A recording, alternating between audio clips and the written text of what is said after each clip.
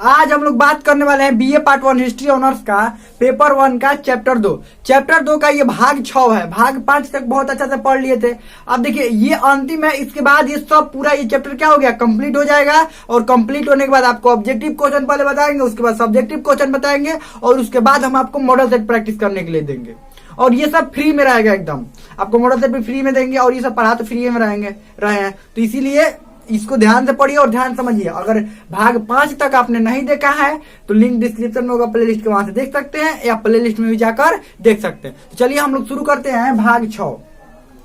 अब भाग 5 तक देखिए, भारतीय इतिहास के अध्ययन के स्रोत में 2 स्रोत, पुरातात्विक और साहित्यिक स्रोत पढ़े थे। मतलब पुरातात्विक और साहित्यिक स्रोत। तो साहित्यिक स्रोत तो बहुत अच्छे से पढ़ लिए थे, भारतीय साहित्य और विदेशी साहित्य। अब हम लोग क्या पढ़ेंगे, पुरातात्विक स्रोत। मतलब पुरातात्विक स्रोत से भारत के इतिहास के बारे में कैसे जानकारी मिलता है। चलिए पुरातात्विक स्रोत पढ़ते हैं। पुरातात्विक स्रोत। अब पुरातात्विक स्रोत में क्या क्या होता है ये सब थोड़ा देख लेते हैं। पुरातात्विक, अब पुरातत्व का पहले मतलब समझ लेते हैं। पुरातत्व का मतलब होता क्या है। साहित्य का तो मतलब समझ लिए, जो ग्रंथ होता है, ग्रंथ लिखा हुआ जो ग्रंथ होता है वो साहित्य होता है। लेकिन पुरातत्व का मतलब क्या होता है, प्राचीन काल में यानी कि बीता हुआ समय में लोगों द्वारा जो भी उपयोग किया हुआ वस्तु रहता है वो पुरातत्व में आ जाता है। जितने भी उपयोग किया हुआ वस्तु मिलता है ना, उनके द्वारा उपयोग किया हुआ जितना भी वस्तु मिलता है सब पुरातत्व के अंतर्गत आ जाते हैं। तो जितना भी उपयोग किया, चाहे वो भवन मिले यानी जिस घर में रहते हो घर मिले, या उनके द्वारा उपयोग किया गया सिक्का मिले, मुहर मिले, या कोई उनके द्वारा लिखवाया गया अभिलेख मिल जाए, या उनके द्वारा बर्तन कोई मिल जाए जो उपयोग किए वो बर्तन मिल जाए, कुछ भी मिल जाए, वो सब किस में आते हैं, पुरातत्व में। तो देखिए ये जो पुरातत्व में, तो वही एक करके हम लोग पढ़ने की कोशिश करेंगे पुरातत्व के बारे में। अब पुरातत्व के बारे में समझने से पहले ये समझिए कि पुरातत्व को ढूंढना शुरू कब किया गया था। तो देखिए पुरातत्व विभाग की स्थापना 1861 में हुआ था। कब हुआ था, भारतीय पुरातत्व विभाग का स्थापना 1861 में हुआ था। ये तो भारतीय पुरातत्व पहले ही बताए हैं कि भारतीय, और ये किसके कहने पर हुआ था, किसके समर्थन पर हुआ था ये भी उसमें नहीं बताए, इसमें बताएंगे। भारतीय पुरातत्व विभाग की स्थापना कब हुआ था, 1861 में। 1861 कनिंघम के समर्थन पर हुआ था, इन्हीं के कहने पर हुआ था इसकी स्थापना। भारतीय पुरातत्व विभाग की स्थापना हुआ था। उसी समय से भारत के पुरातत्व सामान जो मिलते थे, जो भी प्राचीन काल के लोगों को उपयोग किया हुआ सामान मिलता था, उसको एकत्रित किए जाने लगा। मतलब एक जगह रखे जाने लगा, समेटे जाने लगा। अब इसकी जिम्मेवारी किसकी हो गई, सरकार की जिम्मेवारी हो गई। पुरातत्व हो गया तो सरकार की जिम्मेवारी थी। और इसको और ज्यादा अच्छी तरह से देखिए, 1861 में तो भारतीय पुरातत्व विभाग की स्थापना हुई। उसके बाद ये कनिंघम के कहने पर ये तो हुआ था भारतीय पुरातत्व विभाग। उसके बाद बहुत जोरों से पुरातत्व का क्या हुआ, पुरातत्व को ढूंढना स्टार्ट हुआ। टीले की खुदाई होने लगी, स्मारक ढूंढने जाने लगे, सब चीज एकत्रित किए जाने लगा। ठीक है, तो अब पहले देख लेते हैं। ये जेम्स प्रिंसेस का नाम आप लोग जानते हैं, पिछले बार बताए थे हम जेम्स प्रिंसेस के बारे में। उन्होंने अशोक द्वारा, सम्राट अशोक द्वारा लिखवाया गया जो अभिलेख था खरोष्टी भाषा में, ब्राह्मणी लिपि में, खरोष्टी लिपि में और ब्राह्मणी भाषा नहीं लिपि, खरोष्टी लिपि और ब्राह्मणी लिपि में, ये लिपियों दोनों लिपियों को पढ़ने में उन्होंने सफलता पाई थी। अब ये कब पढ़ा था, ब्राह्मणी और खरोष्टी लिपि को, अशोक के अभिलेख को उन्होंने पढ़ा था। अशोक के अभिलेख को यानी अभिलेख को, जो सम्राट अशोक के अभिलेख को कब पढ़ा था, सम्राट यानी कि अशोक के अभिलेख किसका अभिलेख, सम्राट अशोक का। सम्राट अशोक के अभिलेख को जेम्स प्रिंसेस ने 1837 में पढ़ा था। कब पढ़ा था, 1837। अब कुछ लोगों के मन में ये सवाल होगा, पहले तो हम 1833 बताए थे, पहले क्या बताए थे 1833, फिर 1837 कैसे आएगा। देखिए वो 1833 में हमने बताया था कि जो जेम्स प्रिंसेस को एशियाटिक रिसर्च सोसाइटी के सचिव बनाया गया था 1833 में। हमने ये बताया था, ध्यान रखिएगा। हमने क्या बताया था कि 1833 में जेम्स प्रिंसेस को 1833 में एशियाटिक रिसर्च सोसाइटी के सचिव बनाया गया था। उसके बाद 3 से 4 सालों की मेहनत करने के बाद इन्होंने ब्राह्मणी और खरोष्टी लिपि को पढ़ने में सफलता पाई। यानी कि 1833 में बने 3 से 4 साल, तो 4 साल की समय था 1837। यानी 4 साल बाद इन्होंने क्या किया, ब्राह्मणी और खरोष्टी लिपि को पढ़ा। समझ में आ गया। 1833 में क्या किए थे, ये सचिव बने थे। ध्यान रखिएगा। उसके बाद भारतीय पुरातत्व को ढूंढने में तेजी आ गई और ढूंढा जाने लगा। अब सबसे पहले पुरातत्व में नाम आता है अभिलेख का। किसका नाम आता है? अभिलेख। अभिलेखों द्वारा जानकारी मिलती है शासकों के बारे में, शासक कैसे थे, क्या थे। अभिलेख।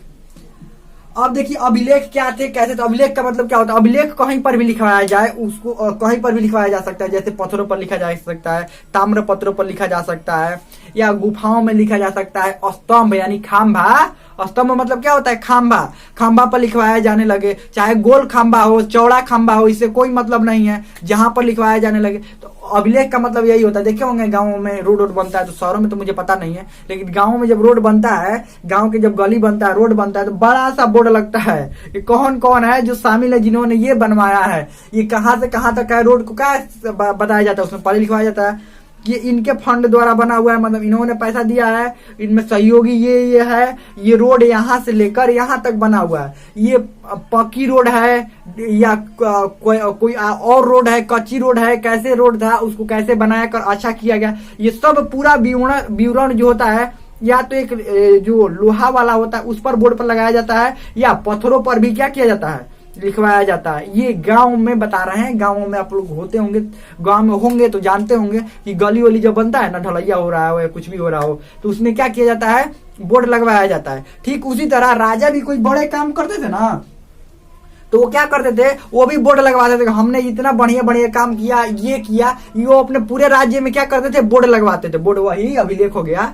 अब वो बोर्ड कैसा भी हो सकता है। सम्राट अशोक का तो कई तरह से बोर्ड मिला है। बोर्ड मतलब अभिलेख, कई तरह से अभिलेख मिला है, चाहे वो स्तंभ लेख हो, या गुहा लेख हो, या पत्थरों पर जो लेख लिखवाया जाता है वो अभिलेख पत्थरों वाला हो, या कोई भी हो, मतलब चौड़ा पत्थर पर भी अभिलेख, जो चौड़ा पत्थर पर भी लिखवाया गया हो, या स्तंभ लेख हो। ये सब स्तंभ मतलब खाम्भा, ये सब किसका मिला है? ये सम्राट अशोक का। उससे अभिलेखों से ही सम्राट अशोक के बारे में विस्तृत जानकारी मिल जाती है।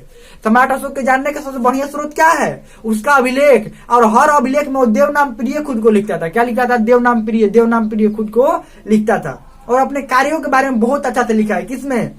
अभिलेखों पर उसने लिखवाया है। अशोक के अभिलेख यानी सम्राट अशोक के अभिलेख सबसे उपयोगी है, यानी सम्राट अशोक के अभिलेख, सम्राट अशोक के अभिलेख, अशोक के अभिलेख। अब देखिए खारवेल का हाथी गुफा, हाथी गुफा, गुफा, ये खारवेल द्वारा लिखवाया गया था। किसके द्वारा ये लिखवाया गया था? खारवेल, खारवेल, ये खारवेल के द्वारा लिखवाया गया था ये हाथी गुफा।